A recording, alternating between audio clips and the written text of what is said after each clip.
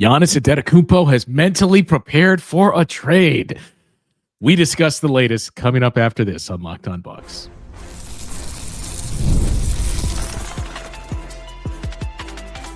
You are Locked On Bucks, your daily Milwaukee Bucks podcast, part of the Locked On Podcast Network, your team every day.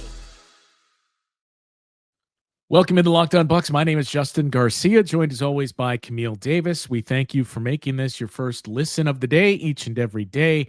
You can hear me on the Bucks radio network throughout the course of the season and find Camille on the Technical Foul podcast and also one of our analysts on the Locked On NBA show. The hot takey start to the show. Giannis has mentally prepared for a trade. To be clear, neither you or I believe he is getting traded. Correct. But it came from an interview he did in Greece, which you can find and watch with the subtitles on and see. And it was a pretty lengthy interview and a very candid interview from Giannis. But of course, that is the nugget that is pulled from it. And I'm quite frankly surprised we haven't seen more of a wildfire spreading with it, knowing how much there's this notion to concoct these Giannis trades. But I mean, look, that's what you're going to take away more of anything from this interview. I had no takeaways from it, especially when you take the context of Giannis, I believe, mentioning or at least implicating the Luka Doncic trade. And we've heard a handful of players say this too, and that, look, if they traded him, I can be traded. So I'm mentally preparing for it. And the important caveat is he noted he hopes it doesn't happen, but I'm mentally prepared for it. Yeah, that part gets overlooked, doesn't it? I hope this doesn't happen. I hope I don't get traded from the Milwaukee Bucks. But again, especially in the age now with the aggregation accounts and things of that sort, a lot of nuance tends to be lost in translation, and not even the fact that this wasn't a different language type of translation. Just in general, people tend to hear what they want to hear. But when you listen to Giannis talk about that, I think it was in the light of that Luka trade too, of just mentioning like anyone can be traded. And he was mentioning like, I'm not so my head in the clouds to the point where I think I could never be traded. I'm Giannis. This could never happen to me. He was saying in the interview, like, it could happen. I hope it doesn't, but it could. And mentally, I'd figure I'd be okay if it does happen. Like, I'd figure out a way through it because, again, I don't think I'm above being traded. Like, he's like, the team presidents, not the exact same guys, that were here when I won a championship. There's new voices. Maybe they want to go in a different direction. And if they do, I'm mentally prepared and I'll be okay with it. But I hope it doesn't happen. But again, if Luka can get traded, hey, I understand it's a business. It's a business. And that's really all that was expressed. And of course, after that, now you're seeing articles coming out again of possible Giannis trade destinations, and this doesn't work. Where could he go? And I don't think it was necessarily even that deep. Like, again, just him, I think, saying things that we heard a lot of other players mention, like you said, after that Luka trade. Like, Anthony Edwards said it himself too in the locker room of like, shoot, if Luka can get, everybody can get going. Like, don't let me be next. Like, I don't want it to be me, but like, I understand it could be. And I think that's really all that Giannis was getting at in this interview. And you mentioned trades. There's one team that is going to come up, especially given the news that's transpired in the past couple of days. I do want to unpack that because there's a lot of caveats to apply. This isn't just building a fantasy basketball team. And if you're worried about the injury that was suffered by Fred VanVleet, there's some reason for let's not jump to conclusions here within this CBA. So we'll get to that in a moment. But he also, I believe in the same interview, talked about some potential workout partners and guys that he would like to spend his offseason working out with, taking some components from their game. I think the biggest name that came out was Carmelo Anthony, especially when we see Giannis working on that mid-range shot of, okay, I could see some things there. I believe, did he not mention LeBron too, but said once he's done playing because of the competitor in Giannis of, no, I'm not working out with a current guy. Yeah, and he was like, I know LeBron's at the end too, but still, like, we could work out. Then in a couple months, I got to see him. He's like, I don't like that. But, at the end, for sure, LeBron. But yeah, when he mentioned Carmelo, not even just the funny spoof. I don't know if you've seen the TikTok video of the guy who's imitating Carmelo interviewing Giannis and doing both of the voices. Which that in itself would be hilarious to be able to get them actually to replay that. But the on the court aspect of it, like you mentioned, the mid range game for Giannis that's coming about. Being able to work with someone like Carmelo Anthony, who, as we know, was lethal from mid post, low post, high post. Just give Carmelo the ball, and he'll figure out a way to get himself open and get a shot attempt up. So that's one that I would absolutely love to see for Giannis. Again, we've seen him work out with other retired legends in the past, and him name mentioning Carmelo was interesting.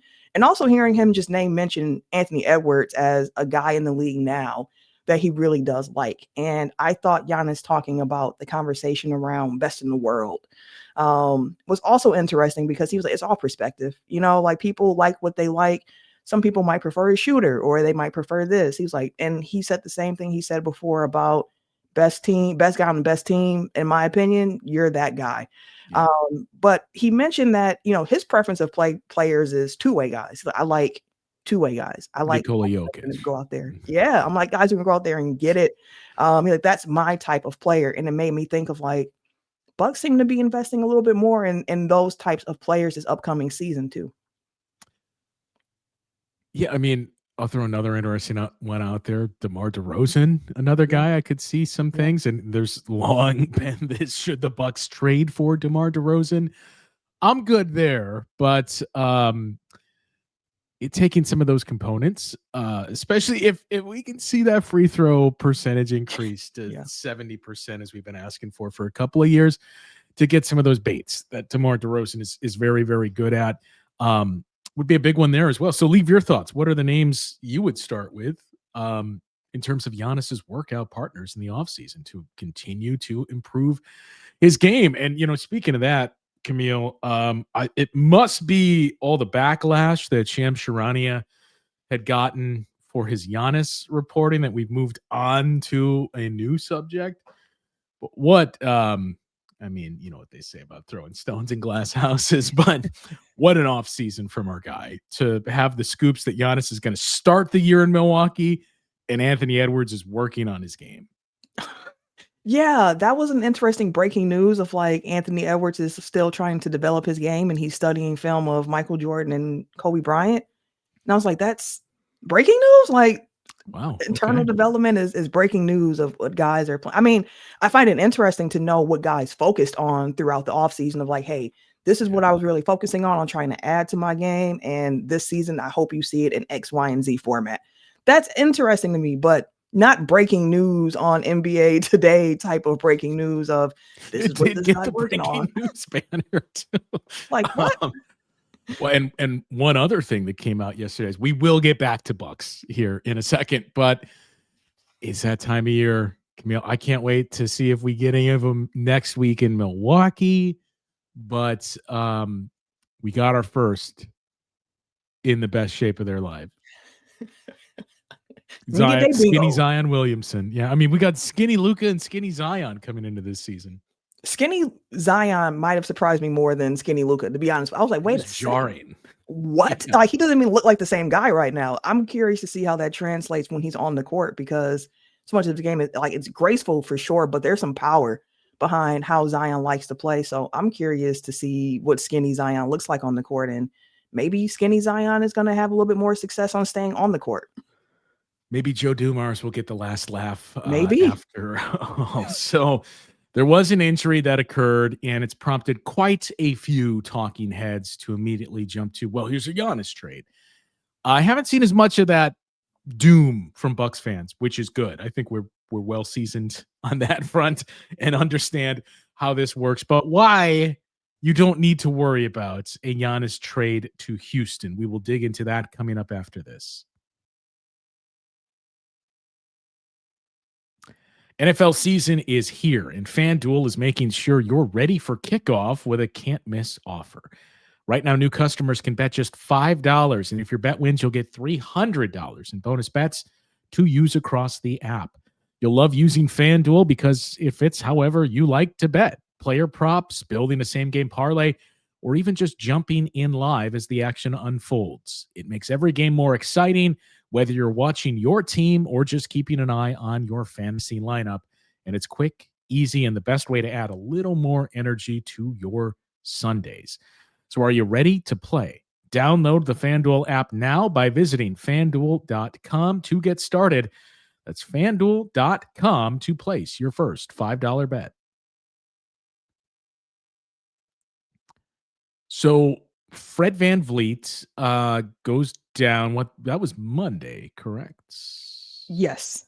Sometime this week, Monday or Tuesday, Monday, it runs together. But Fred VanVleet suffers an ACL injury. In these, return to your market workouts type of settings that we're seeing all teams doing. We've talked about some of the things that we had heard about Tyler Smith in these settings, looking pretty good. So it was there that Fred VanVleet suffered a torn ACL, which is just brutal for the Houston Rockets because he's it in terms of your point guards. Like they got Reed Shepherd, the number 3 pick last year. Yep. Didn't see a whole lot of Reed Shepherd last year, but I have to believe the way they went about their offseason. And even, you mentioned this on the show the other day when we were talking about some of the trends that we're seeing and size being one of them.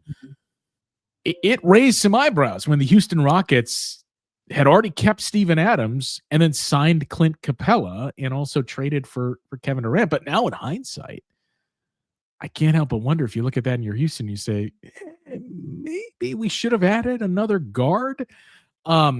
Because now I would have to assume Kevin Durant, for all intents and purposes, is going to take a lot of that duty. Alperen Şengün, the poor man's Jokic, is basically your point center, but it's Reed Shepherd is the only other guy. I mean, Aaron Holiday's on the roster. He's not a true point guard, so there's not much there.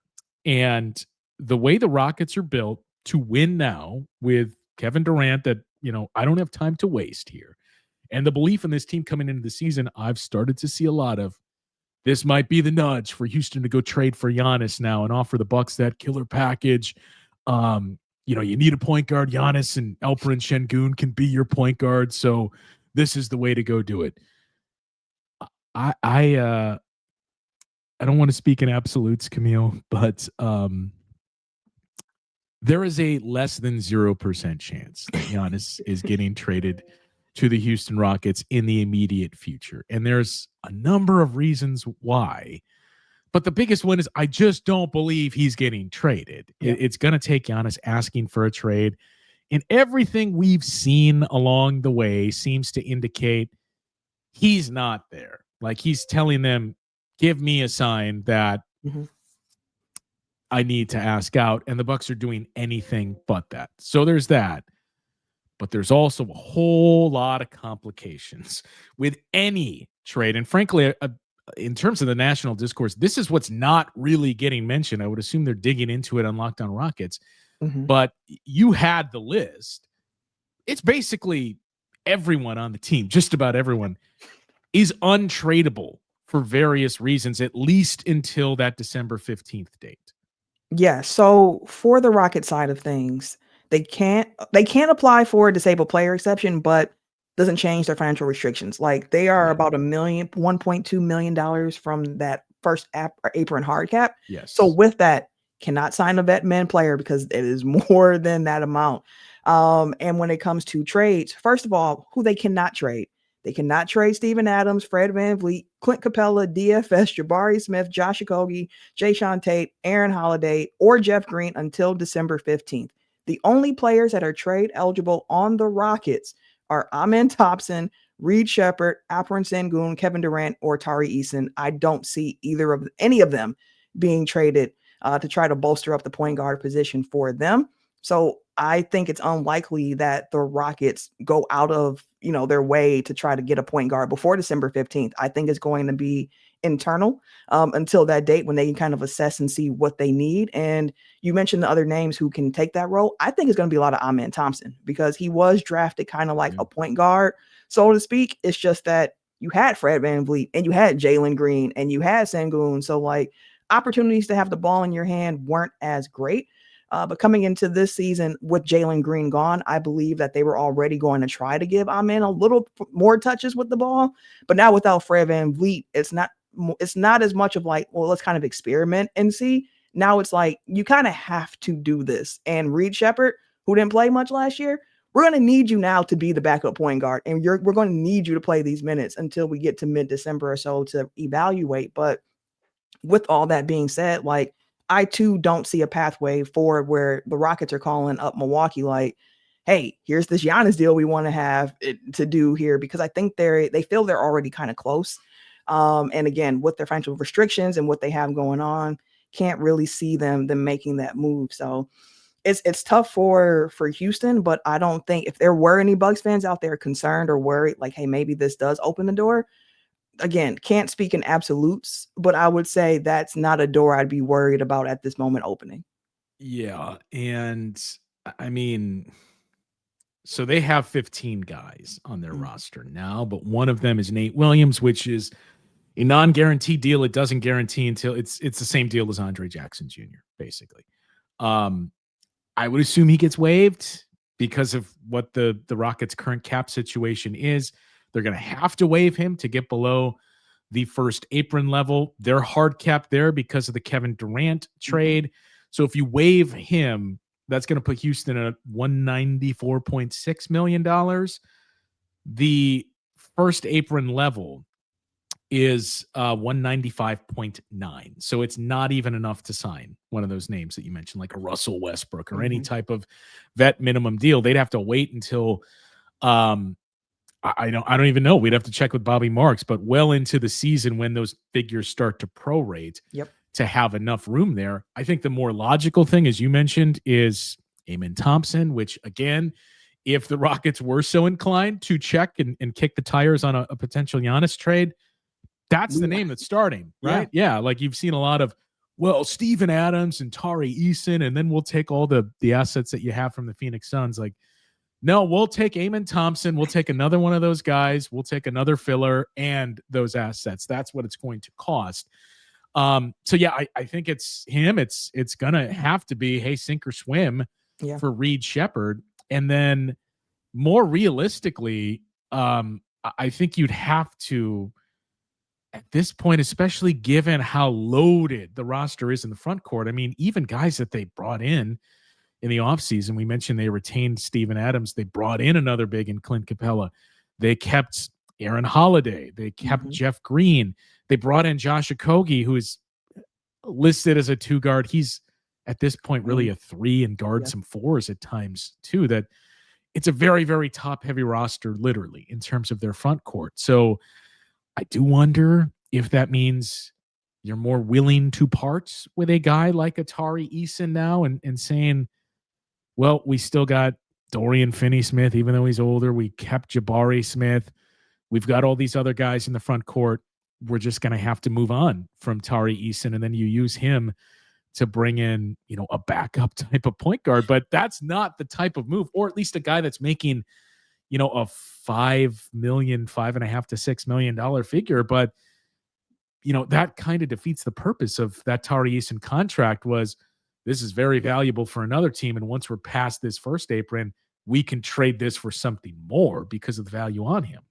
Yeah, and it's a Rockets team as well that has prioritized kind of like that internal development of like, hey, we like our team. We don't want to blow a whole lot up here because we believe in what we're building in Houston. Again, their big move was the Kevin Durant trade this season, getting rid of Jalen Green and Dillon Brooks. And Dillon Brooks was one of their best 3-point shooters over there in Houston last year. A Houston Rockets team that, as we know, half-court offense was a struggle at times, which again is why you go and you get a Kevin Durant. But that does make me think of the fact that now with the VanVleet injury, with Jalen Green traded, with Dillon Brooks traded, they lost their top 3-point shooters, at least by attempts, in those 3 guys now. And again, it's a team that struggled with that. Now you're bringing in Kevin Durant, who will help, but that's just one guy there trying to make up for 3. And even so, Kevin Durant's volume of threes isn't extraordinarily high. Like, I think he shoots maybe like 6 a game, somewhere in that range, at least last season. So like, it's a lot to make up. And again, if you're putting the ball in Amen Thompson's hands a little bit more, someone who's not a proven shooter as well, again, Reed Shepherd is the guy where you point to of like, hey, we kind of need a lot from you this season. And 2, with that being said, if the Giannis trade was a thing there, like, that doesn't help their 3-point problem necessarily in that way, because you're also trading out more bodies to bring in the one. it doesn't help their spacing. I mean, they at all. already have some spacing questions. I mean, you pointed to the shooting that exited. You do bring in Kevin Durant. But to your point, he's just not a high volume three guy. He has never been a high volume three shooter. Efficient, He is, just not the yeah, volume.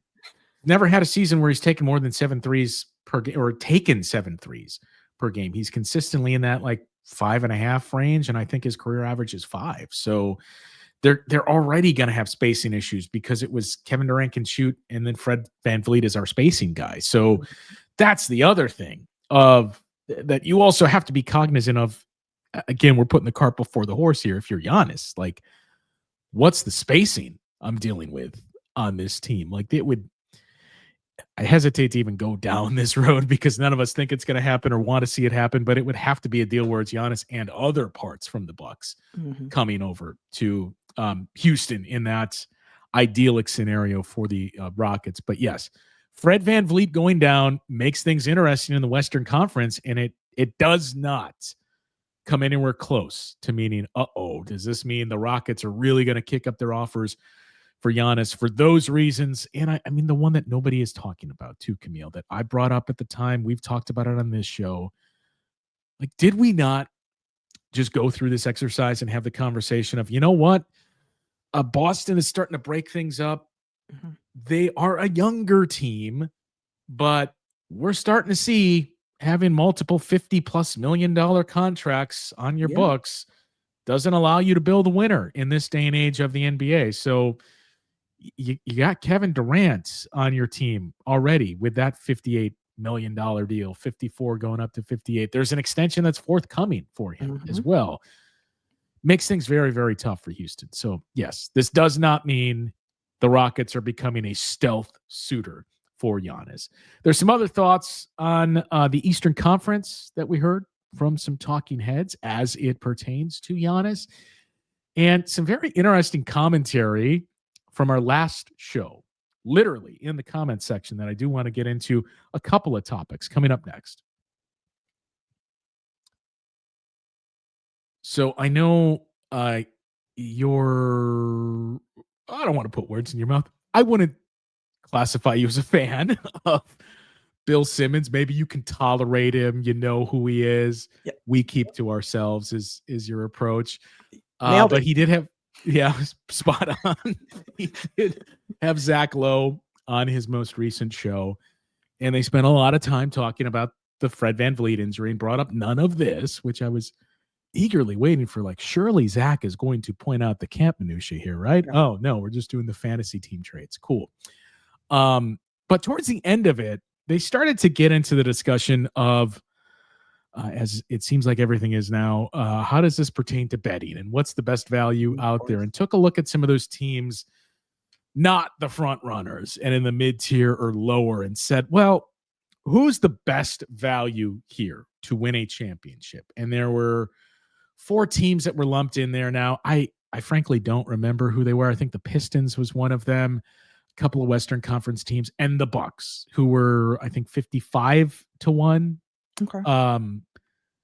They both said overwhelmingly, I would take the Bucks as the best value because of what we have touched on a couple of times. I have the best player in the conference. And if what they did in the offseason, their belief in what they're doing, if that pays off and works out, I've got Giannis with a group that fits around him going against the rest of the Eastern Conference, and I'll take that. And I think it was Zach that made the point that you and I touched on when we went through the survey too, of there's somebody picking the Bucks to come out of the Eastern Conference.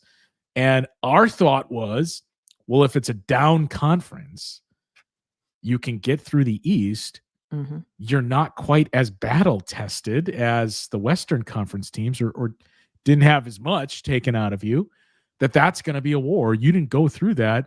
In theory, you're fresher. And that was the point both of them made of, look, not going to be as tough to get through the East. He's the best player in the conference. If they can do it, yeah, I could see it happening.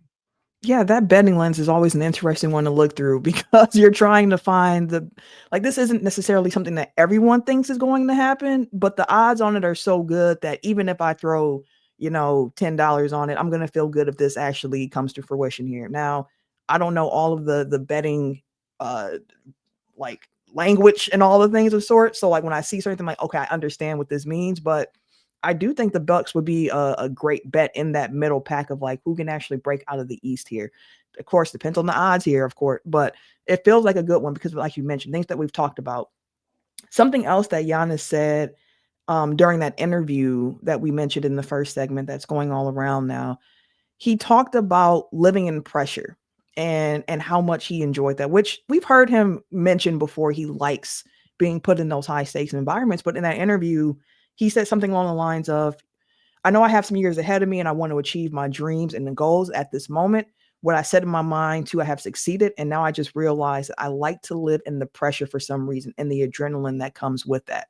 He also mentioned how he did read a lot of stuff. I think he was referring more so to national team coverage in Greece about how he shouldn't be on the team. And he mentioned, like, I read it all. Like, it motivates me. Like, I have it. I've heard everything. I read them all. It lifts my spirits. I get encouragement for it. I get motivation for it.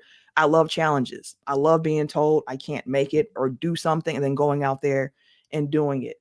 And when you hear Giannis say things like that, or at least I should say, when I hear Giannis say things like that, one, it reiterates exactly part of why I love Giannis' spirit so much of like, you tell me I can't do something, I'm gonna go out here and show you I can try to do it. That reminds me of the worst date I've ever went on in my life. There was a piece in there where I was told I could not do something, and I did it on general principle because don't tell me I can't do something. So I relate to Giannis on that note. But in regards to the Eastern Conference, again, for the Bucks, there are things that have to break right, and you're going to need that development from some of those other guys. But with Giannis as the head of the snake there, like there's a level of comfortability and like bring it on that I have every single time because I know what Giannis brings to the court. So I think now, just looking at the list, I think I remember who the teams were. And by the way, whoever anybody saying Giannis shouldn't be on the national team, I mean, we just watched those games. I I think Greece is, no disrespect to the players on the team, they're not even close to obviously meddling, but they may be one of the worst clubs out there without Giannis on the team, seeing the heavy lifting he did. But nonetheless, I believe now in looking at our betting odds, Mhm. it was the four teams that were thrown out there. I know two of them were the Mavs and Spurs. And then Okay. one, I believe the last one was actually the Celtics. So you looked at those four teams Oh, closest together. Mavs, are, I believe, are 40-1. Celtics are 50-1. Spurs and Bucks both 55-1. So which of those four teams, if I told you won the championship, would you think is most likely? And they both aligned on the Bucks. Any surprise by that? the West is tough. So I can get being a little bit more hesitant about the Mavericks and the Spurs of just like, man, Denver's going to be tough. You got the defending champions with the Thunder. The Rockets took a hit with losing Fred VanVleet, but there's still a lot of defense there. And honestly, now without VanVleet, they might lean into just more larger combinations of lineups. They're like, let's lean into that size that we really have now. Especially if Amen Thompson is running point guard, then you got like a 6'6", point guard over there as well. But I can get looking at those two teams and being like, even though I think they might do well, like Cooper Flag coming into a situation where you have a healthy AD, even though Kyrie's hurt, like they have some things there in Dallas where you're like, they can make some noise. Same with the Spurs with Wemby and everything, but the West is tough. So I think I wouldn't put my money on a Western Conference team just because of the level of uncertainty within that conference. Then you look East, and if it's between Boston and Milwaukee, Boston's without Tatum for most of Well, the. but he had surgery immediately, Camille, and we've heard good things out of camp. I don't know if you've heard any of this, and it wasn't the full surgery that Dame had. So it's a lot of optimism. Jason Tatum's going to be back before the All-Star break. Audio listeners can't see my face. I'm not buying it. I'm not buying it. I still expect him to miss most of this season here. So, and then again, even if he does come back, which I mean, you can play Tatum as a small ball four. Maybe they do some crazy things and he's the five, but the front court in Boston is just not great on paper. So, yeah, I put my money on the Bucks too, taking out the fact that I'm doing Locked On Bucks, taking out the fact that I'm from Milwaukee, taking out the fact I'm a fan of the Milwaukee Bucks. I just think that if I had to put money on it, I probably, of those four teams, would probably pick the Bucks too.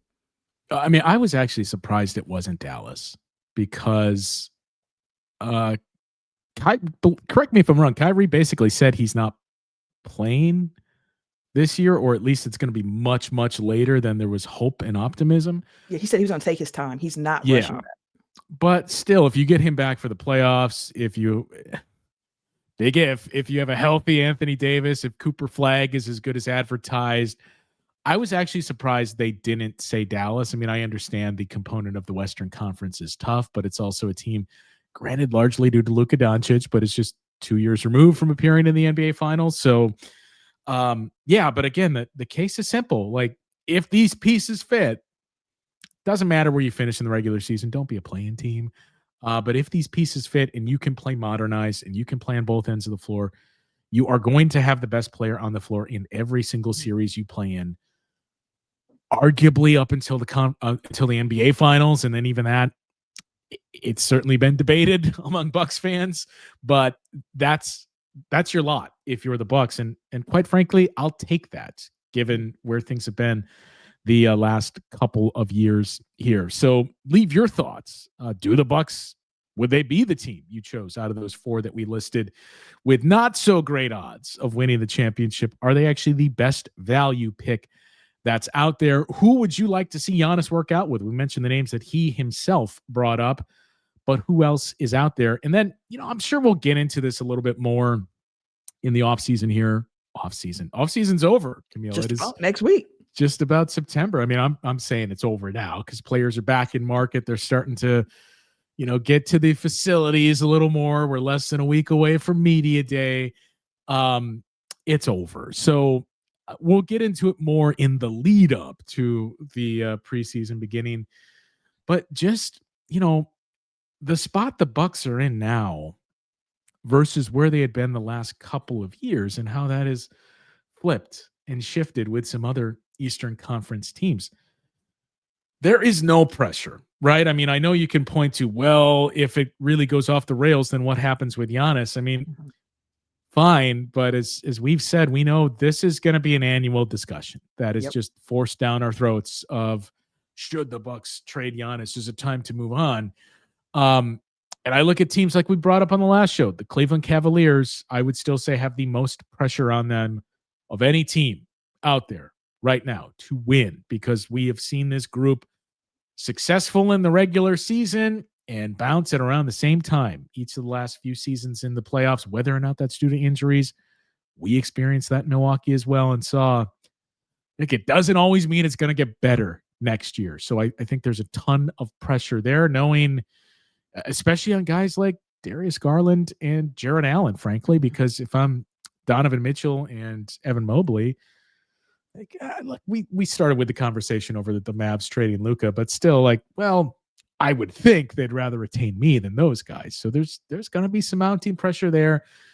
There's pressure in New York too, because those are the only two teams getting any serious mention of who can win the Eastern Conference. Like, sure, you're getting mentions of Orlando and Atlanta and that one person that picked the Bucks, but it's those two teams. It's kind of like it was 2 years ago when it was the Bucks and the Celtics after the Dame trade and Drew Holiday ended up in Boston. So the pressure is on those two teams. And, we got into a little bit in the comments, some back and forth with, assuming a very big Knicks fan.